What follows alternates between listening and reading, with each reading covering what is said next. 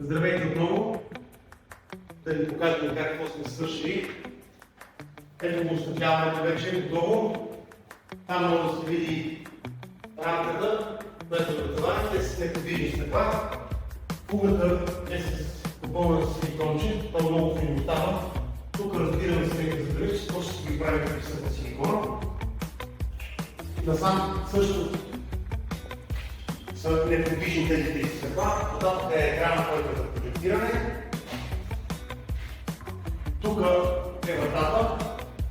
Тя е с плавно разбиране, с графика в рамката зоната. Тук стъклата са правилно едно към друго. Вратата е в двете посоки, тя е грешна. Това е отхода. Инал, Роскаво, гръцки. Те са за по-тежки heavy duty служба. Взимаме от този, понеже просто е по-силен. И това е за днешния ден.